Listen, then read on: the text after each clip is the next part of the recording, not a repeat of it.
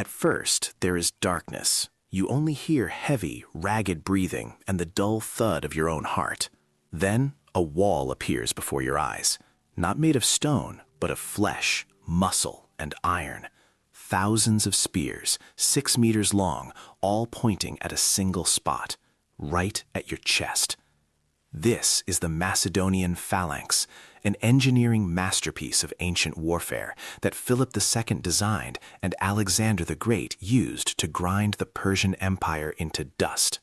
It seemed this death machine was unstoppable. But history loves irony. The Romans entered the field, stocky guys with short swords and big ambitions, and they did the impossible. They dismantled this invincible monolith, piece by piece. How? Not with brute force, but with surgical brutality. Today, we will dissect this murder.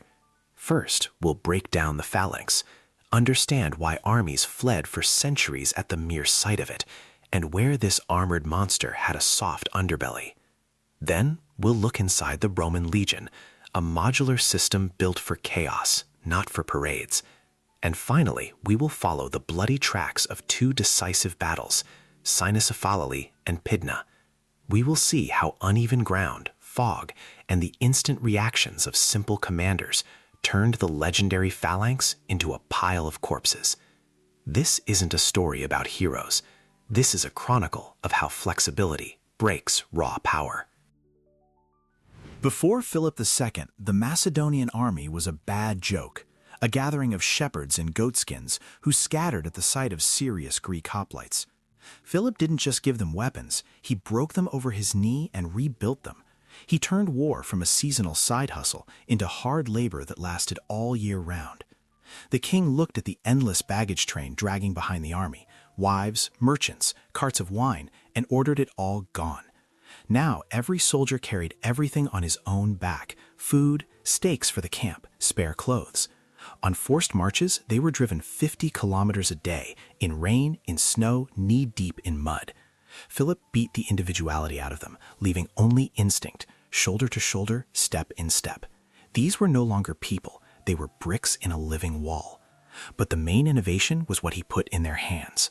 A Greek hoplite fought with a spear 2.5 meters long, but the Macedonian got the sarissa, a monster made of cornel wood up to 6 meters in length. Imagine that weight.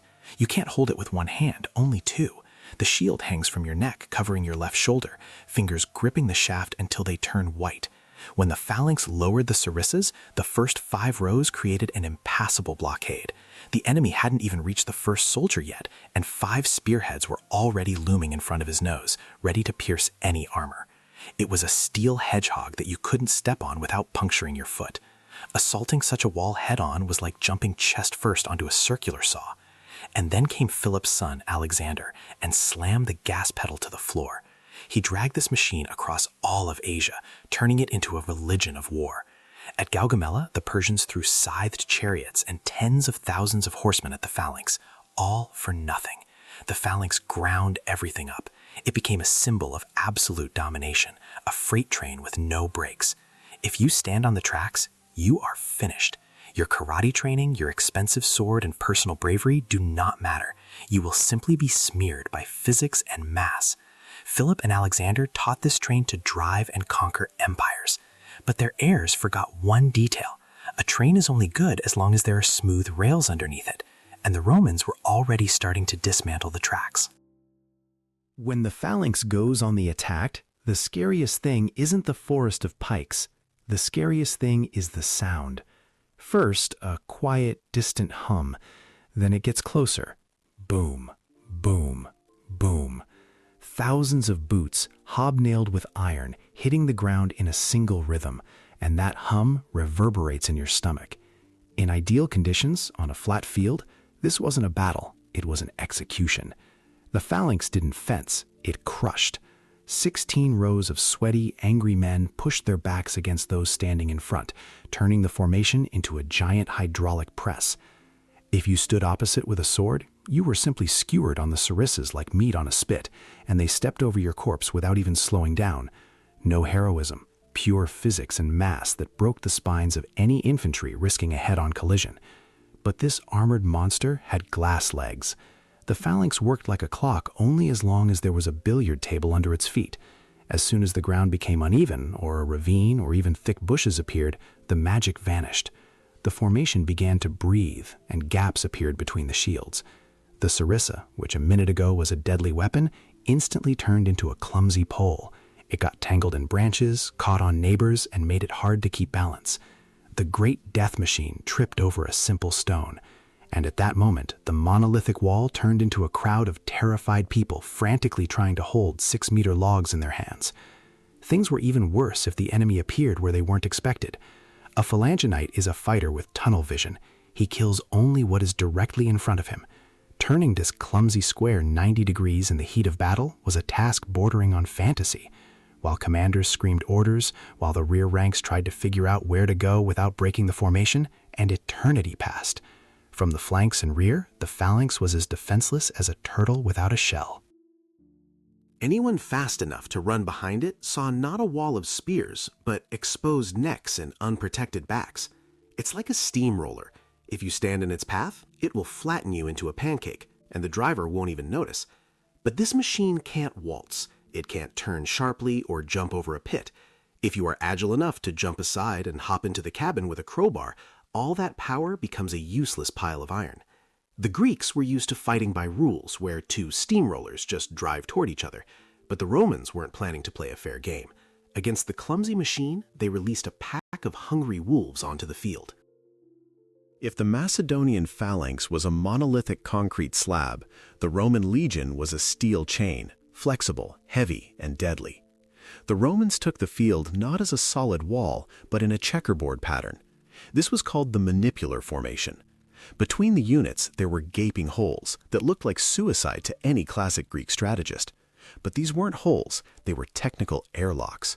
Through them, tired and bloodied Hastati retreated, and fresh Principes, full of strength and anger, burst into the first line to replace them. The legion breathed.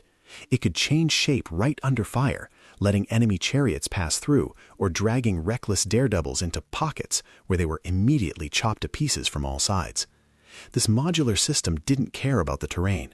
Where the phalanx broke and cursed at the first hillock, the legion simply flowed around the obstacle like water flows around a stone. A maniple is a unit of about 120 men, an independent gang of professionals that could shrink into an armored fist or scatter into a loose chain in seconds. They didn't need to wait for a line 3 kilometers long to straighten out. If there was a ravine in the way, one maniple paused, another provided cover, and a third flanked. This wasn't parade ground geometry, but the dirty tactics of a street fight scaled up to an entire army.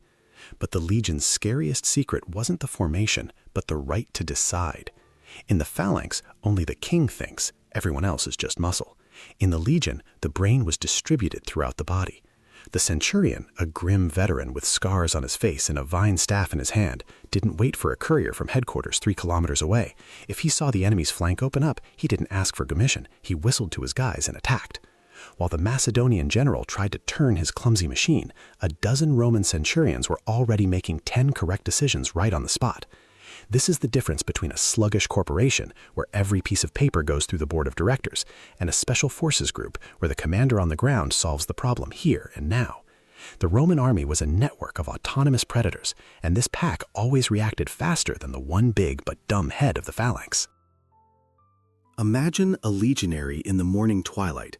He wears heavy chainmail darkened by sweat and grease, a heavy scutum on his shoulder, a rectangular shield almost down to his knee, and a gladius strapped to his hip. Before the battle, he lazily twirls a pilum in his hand, checking if the tip is loose. This throwing javelin is like a surgeon's disposable tool. Throw it, stick it, break the enemy's formation, and forget it. A step away from the clash, the legionary bends his knees. The shield locks in like a safe door, and over the rim, only the steel of the helmet and a narrow strip of eyes are visible. When the command sounds, a hail of pilums flies forward, biting into enemy shields, pinning people to the ground and breaking their left arms. And a couple of seconds later, this entire avalanche of scutums crashes into the already wavering line. Opposite stands a Macedonian Phalangenite. He wears lighter armor, a round shield the size of a large plate hangs on his shoulder, and his hands are fully occupied with the sarissa. As long as the formation holds, he is part of the machine. His task is simple: dig his feet in, press his shoulder into his neighbor, and push forward, feeling the sweat run down his back under the bronze helmet, while the shaft trembles as foreign bodies impale themselves on it. But as soon as the line breaks a little, a stone underfoot, a pit, a comrade's corpse, the Sarissa sags, gets stuck in the ground or in an enemy shield, and the Phalangenite suddenly realizes that he is holding not a weapon, but a pole that prevents him from even turning around. In close combat, his small shield doesn't cover his torso. His secondary sword is drawn slowly, under pressure, when Roman shields and the edges of gladii are already flying into his face. The difference in training is felt not only in muscles, but in the mind. A legionary is taught to march with a full kit day after day, build camps, storm walls, hold formation in a tight spot, fight ankle-deep in mud and knee-deep in blood. He knows how to stand in a line, work in a small group, and survive in a broken battle when there are no more commands around, only instinct and drilled movements.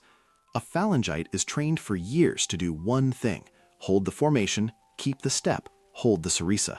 He is turned into the perfect cog of one huge mechanism, but he isn't taught to live on his own. As soon as the mechanism breaks, the legionary remains a fighter, while a phalangite becomes a man with an awkward stick and bad news. It's like the difference between an MMA fighter and a guy who has spent 10 years practicing only one straight punch. In the gym, by the rules and with gloves, this straight punch can be deadly. But as soon as the fight goes into a clinch, hits the floor, or slams into a wall, the all-rounder will start using every gap, every angle, every half-second of advantage. The specialist in one move will simply drown. So it was on the battlefield. Every time the Phalanx formation cracked, Rome turned the conflict of systems into a series of thousands of small duels. And in these duels, the gladius and scutum had only one question for the Sarissa: how did you survive to this distance? Rome didn't come to Greece as a tourist. It came as a predator that had just mauled another predator, Carthage, and was now looking east with hungry eyes. Philip V of Macedon made a mistake that is unforgivable in politics. He bet on the wrong horse. While Hannibal was walking through Italy, Philip made an alliance with him, hoping to share the skin of the Roman bear. But the bear survived, shook itself off, and remembered very well those who sharpened a knife behind its back. For the Senate, the war with Macedonia became not just a matter of honor, but cold geopolitics. No one should control Greece except Rome. Legions boarded ships not for glory, but to secure the perimeter. At the same time, the Macedonians weren't trembling with fear at all. In their eyes, the Romans were just upstarts, barbarians from the west who only knew how to dig ditches. The Hellenistic world lived in the past. They remembered Alexander, they saw parades of heavy infantry, and it seemed to them that this golden formula of war was eternal. The Phalanx was not just an army, it was a brand with an impeccable reputation. We beat the Persians, we beat the Indians, surely we can handle these Italian farmers.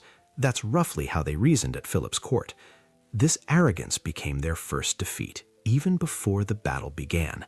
They were preparing for war using textbooks from a century ago. But there was one enemy Philip couldn't bribe or intimidate: geography. Greece is a nightmare for a phalanx. It is a country of sharp rocks, narrow valleys, steep hills, and scree. There are almost none of those billiard tables needed to deploy a 16,000-strong formation of pikes. Every step across stony Thessaly worked against the Macedonians. The Roman legion, accustomed to fights in the Samnite Mountains and Italian forests, felt at home here. While Philip was looking for the perfect field, the Romans were ready to fight on any bump. The ground itself had already chosen a side, and it wasn't the side of Alexander's heirs. The Battle of Cynocephali began like a drunken brawl in the fog, not like a chess match of grandmasters. The fog was so thick you couldn't see your own feet. Scouts of both armies literally bumped into each other on the hills, and local skirmishes instantly escalated into chaos. Neither Philip nor the Roman consul Flamininus planned a general battle that day, but the war decided for them. The Macedonian army was pulled into the fight piecemeal, straight from the march, crawling up the slopes of the dogs' heads. This immediately kicked the chair out from under Philip. The Phalanx, used to forming up for hours along a ruler, found itself dragged into improvisation on broken terrain. And yet, on the right flank, the Macedonians managed to show their teeth. Philip personally led elite units into the attack. Here, the slope was smoother, and the Phalanx managed to close ranks. They struck from top to bottom like an avalanche. The Roman legionaries of the left wing, for all their flexibility and valor, simply couldn't physically stop this mass.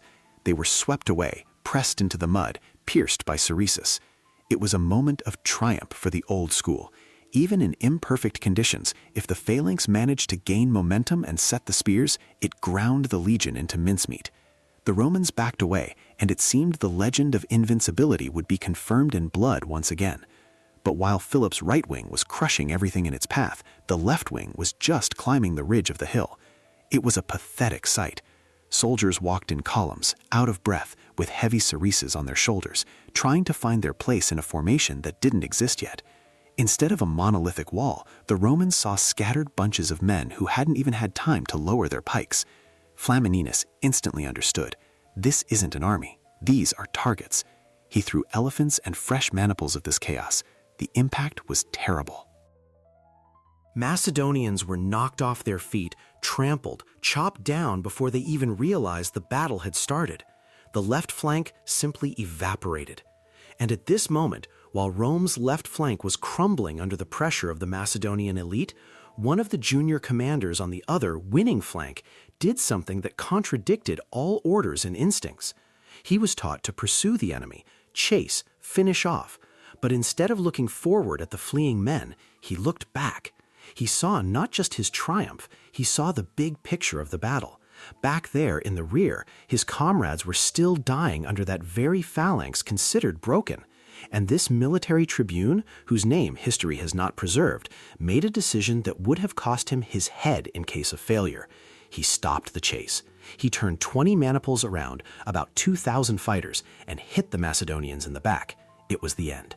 The phalanx is a beast that bites only from the front. Turning a forest of 6-meter spears backward in the tight space of battle is physically impossible. The Romans burst into the Macedonian rear like a fox into a chicken coop. A massacre began. Proud phalangites who a minute ago felt like gods of war dropped their useless Cereses and died, unable to even cover themselves with small shields. The great Macedonian machine didn't break, it simply exploded from the inside. Historians never kept the name of this tribune. Why do you think that is? And does such a nameless hero deserve a monument more than Consul Flamininus himself? Write in the comments. It would be interesting to see your theories. 30 years passed. The new king, Perseus, son of Philip, decided he had learned from his father's mistakes. He wasn't going to fight in the fog on the hills. He prepared a perfect trap. The army was bigger, the training harder, and he chose the battle site at Pydna personally, a wide, flat plain, the dream of any phalanx commander. There were no random bumps here, only smooth ground for a perfect murder. Perseus invited the Romans to play by his rules, confident that this time the steamroller would work as intended.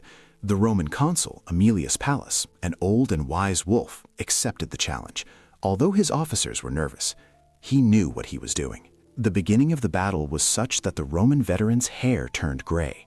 The phalanx moved forward as a single wall, bristling with a forest of spears. It was a terrifying, mesmerizing sight. The Romans tried to chop the Cereses with swords, grab them with their hands, break through the blockade, but it was useless. The first line of the legion simply ceased to exist. They were skewered, thrown back, trampled. The legion, the pride of Rome, was retreating. Aemilius Pallas later admitted that he had never seen anything more terrible in his life than this attack. He even tore his tunic in despair, or to motivate the soldiers. It seemed the phalanx was taking revenge. Perseus already saw victory, but the phalanx fell victim to its own success. It pushed so fast and furiously that it began to crawl off the plain onto rough terrain behind the retreating Romans. A ravine here, a mound there, a bush here. The perfect line began to tear. Tiny gaps appeared, a meter somewhere, 2 somewhere else. For a Macedonian general, this was a trifle, a technical error. For Aemilius Pallas, it was a signal. He gave an order that went into all tactical textbooks. Do not hold the formation. Break into small groups and attack into the gaps. The Legion instantly changed its state of matter. From a solid line, it turned into hundreds of small assault groups. They dove under the Cereses, burst into the cracks between the shields, came in from the sides. Close combat began, an element where a Roman with a gladius was king and a Macedonian with a 6-meter stick was a victim. In the tight space, the Ceresa became a burden. Phalangites dropped them, drew daggers, but against heavy Roman scutums and plate armor, they stood no chance. The Roman meat grinders started working at full speed. In an hour, the elite of the Macedonian nation, 20,000 men, were slaughtered. The rest surrendered. This wasn't just a defeat, it was the execution of an entire military system. When the dust settled and the screams died down, one thing became clear. The Macedonians weren't cowards, and their weapons weren't bad. They lost because they brought a knife to a gunfight. A very long and sharp knife, sure, but just a knife. The Romans didn't win by numbers or luck. They had 3 systemic aces that beat any card of the opponent. Ace 1, flexibility versus fragility. The Phalanx is glass. It is hard, sharp, but it doesn't bend.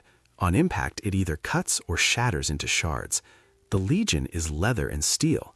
The manipular formation was a living organism. It could suck in its stomach to let a punch pass. It could curve into an arc, flowing around a hill. It could break down into atoms and reassemble. In the real world, where there are ravines, streams, and panic, survival goes not to the one who is harder, but to the one who knows how to absorb shock. The Phalanx demanded that the world bend to it. The Legion bent to the world to more conveniently slit its throat. Ace 2, kings of the phone booth. As soon as the fight moved to arm's length distance, into the phone booth, the legionary became a god. The gladius, a short Spanish sword, was the perfect tool for tight spaces. You don't need to swing it, you just poke with it like a sewing needle, finding gaps in armor. The huge scutum shield allowed you to knock the enemy off his feet, smash the rim into his face, press him into the ground. A Phalanxite without his 6-meter Ceresa found himself completely defenseless. His dagger was laughable against Roman gear. Every second of close combat worked for Rome. The Romans turned war into a meat grinder, where the size of the weapon got in the way and anger and technique decided everything. Ace 3, decentralization of the brain. While the Macedonian king tried to control the army like a puppeteer, pulling strings from a hill, Roman centurions and tribunes were cutting those strings on the spot. That same tribune at Cynocephaly didn't wait for orders from above. He saw the enemy's back and struck. In the Roman army, initiative was encouraged if it brought results. For the Macedonians, initiative was punishable because it broke the formation. The reaction time of the legion was many times faster.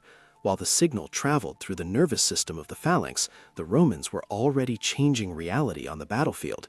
It was a victory of a distributed network over a rigid hierarchy. This is a classic victory of a flexible pack over a clumsy pyramid. What modern examples, in business, technology, or politics, do you think repeat this plot? Where else did the Legion defeat the Phalanx? Write in the comments, it'll be interesting to read.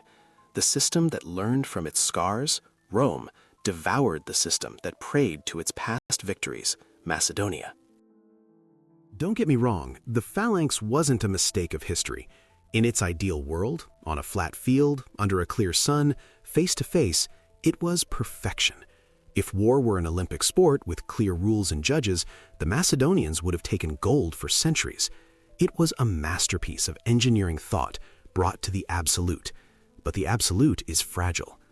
Rome brought a dirty truth to the battlefield. There are no rules. War is not a gentleman's duel where everyone waits for the signal. It is chaos, dirt, fog, and chance. While the Macedonians looked for the perfect field for their perfect machine, legionaries learned to kill in swamps, forests, and on mountain slopes. The Romans understood earlier than others. The winner is not the one with the longer spear, but the one who doesn't get lost when the spear breaks. History delivered a harsh verdict. The Phalanx was a heavy hammer, terrifying, capable of splitting a skull with one blow, but useless if the target is moving.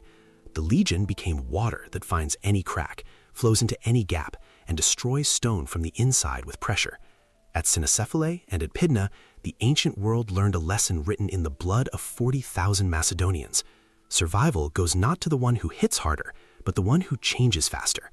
The Roman eagle soared over the world not because it was nobler, but because it was meaner, smarter, and never played fair. And the forest of Macedonian Ceresus remained rotting in the ground, an eternal monument to the fact that even an ideal system dies if it refuses to adapt.